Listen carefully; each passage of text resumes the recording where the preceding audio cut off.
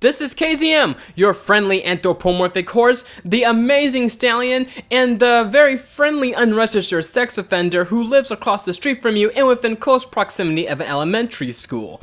It is 2014 for all of us, as 2013 is now going into history books. As you can clearly see, I am enjoying some Grand Theft Auto 5 online, trying to cause some trouble in my sexy pink Hellgas vehicle, because you gotta look good while you are cruising.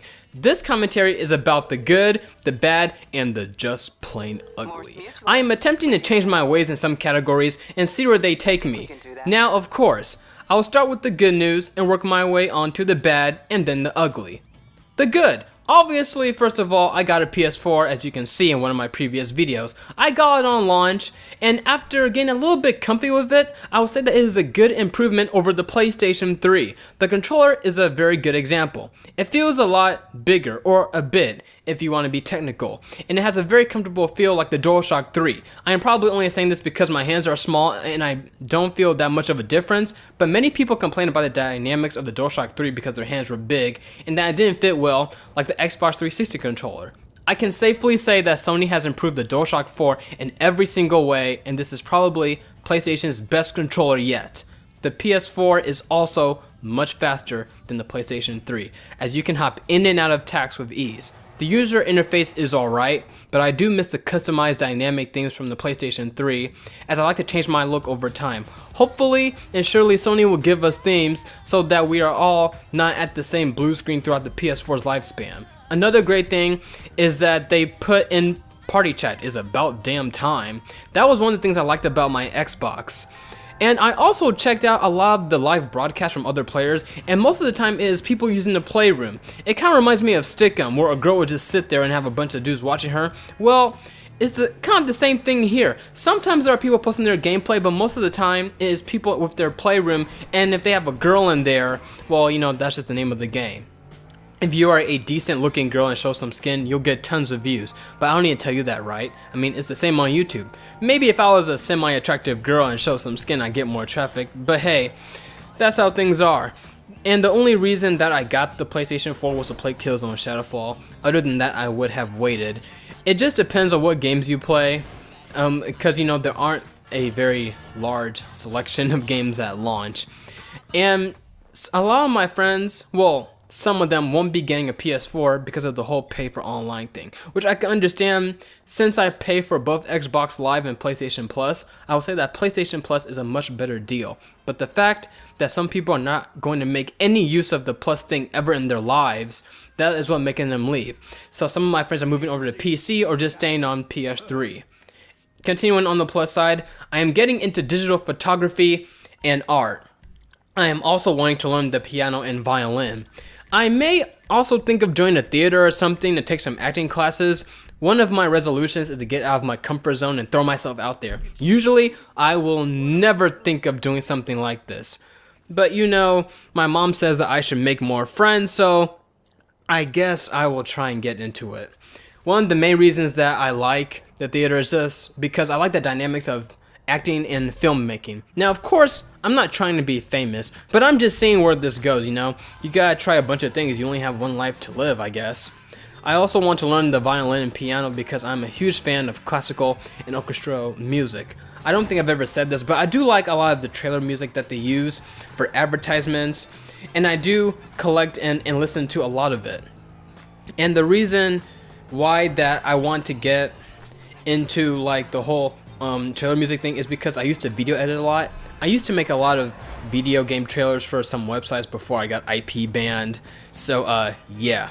And a reason that I want to get into art is because I used to draw a lot, but then for some reason unknown, I just stopped drawing. I want to learn to draw and then work my way up to 3D art and Photoshop, etc. If there are people that I really envy, it is those people who can draw and make art from literally nothing. I would like to be able to draw myself and create cartoons of any type of character of my pleasing. I know that takes a lot of time and dedication, not to mention practice and most likely many years, but this is one of my many passions and I would really like to pursue it because I would like to start from drawing to work my way up to Photoshop and then make some 3D art and intros in my own thumbnails and not have to keep asking people to make things for me. And now, on to the bad.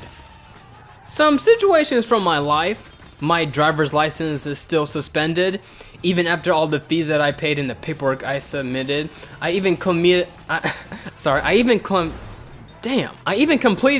that stupid driver's education class I passed in 2 days, and I still cannot operate the vehicle. Here's the long story short. I get pulled over for a ticket. I paid the ticket on time and everything else, but my license is still suspended because a cop couldn't tell the difference between a fucking Cadillac and a Honda. My car had freaking Honda stickers all over it, and even the Honda symbol on the front and back. How could he not tell the difference? Because of his screw up, I have to go through this frustrating process. To make matters worse, a few days ago, my car broke down, so I towed it last Friday, and it still hasn't been worked on. I was planning to see The Wolf of Wall Street, the movie with Leonardo DiCaprio, at the midnight premiere, but I ended up giving my tickets away. So much for that. What else is bad? Sony shutting down the servers for some PS3 multiplayers, which includes my beloved Resistance franchise. While I do love the Resistance multiplayer, and I do think that it is very fun, I mainly like it for its alternate history and the background story of the Chimera. I'll rank them up there with the Hellgas for one of the best enemies that I have ever seen in video games.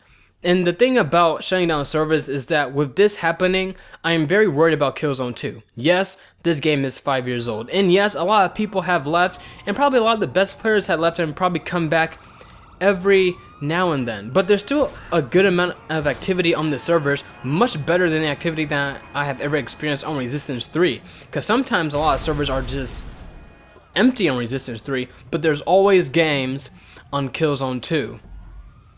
And I am very worried about Killzone 2 because it is probably one of, if not one of the best online shooter experiences I've ever had. You know, I still love this game as much as I did when I got it on the Christmas of 2011. My very first PS3 game, I was just in awe of the presentation and the cinematic gritty war experience. You know, I don't know if Guerrilla will ever top this, and frankly, I don't think so. You know, I do like Shadowfall. I'll say it's a big improvement over 3, but I don't think that it beats Killzone 2. And another thing that is bad is obviously YouTube. I don't need to explain that one to you because YouTube has been going down for a few years, and now there's this content ID crap. And the other thing is the ugly part. The ugly. This is going to be hard for me to say, but I will say it anyway. As some of you know from the messages that I have sent to you on PlayStation Network, video games are now officially banned in my house. They're going to be banned very soon. Not too long from the time that I post this commentary. Every single video game that I have in this house will be out. And most likely they want me to throw it away, but since there is no way in hell that I am selling them, I am just going to place them in the storage. People around me have never been the biggest fan of video games. It has always puzzled them as to why I spend so much money on consoles, the accessories, and the headsets, including the games themselves. It was always thought of to be as a waste of time in life, and it wasn't looked at as a convenient hobby. You know, video games have been a big part of my life ever since I played the first Crash Bandicoot in life on the PlayStation 1. Over time, they have helped me with my stress and depression. I've had depression ever since middle school, and it always comes back. It's just something that I can never get rid of because it's just like one of my own internal battles. And also, what contributed to a lot of it was just being made fun of a lot as a child and never really finding a group of people to fit in with, which made me socially withdrawn and very introverted. I would use games as an escape from reality for a brief moment of time, and being social is clearly not one of my biggest strengths. While it may come easy for others to strike up a conversation with a random person or someone in general, or to even communicate with the opposite sex, is very difficult for me. I would be the one who would just stay quiet and listen to others talk and then mind my own business. Sometimes I wouldn't want too much company around me because I would just prefer to be in my own space. Video games have helped me fit in a way with other people who have similar interests, you know, to talk to them about the games, the developers we like, the characters, and etc. But for the most part, people really never understand. And girls, well, they mocked me for it. With video games now gone, it means that I most likely will not be online for months if that's the worst case scenario. Hopefully not the entire year or more. Now, while it may seem like this channel didn't do much, I had a lot of plans for this channel. I had a lot of plans for a mini series, as I said in my previous commentary, that I was trying to work on to try and find people to help me with this voice changer, and I've had some luck, but they didn't give me too much good advice, and I'm still having trouble working that out. I was also trying to make a lot of friends on Xbox Live and PlayStation Network to collaborate with for future progress, but now all of that is for nothing. With nothing to play on, there's nothing for me to record. The only thing that I can upload now is just all the remaining Killzone 2 matches that I have left on my external hard drive.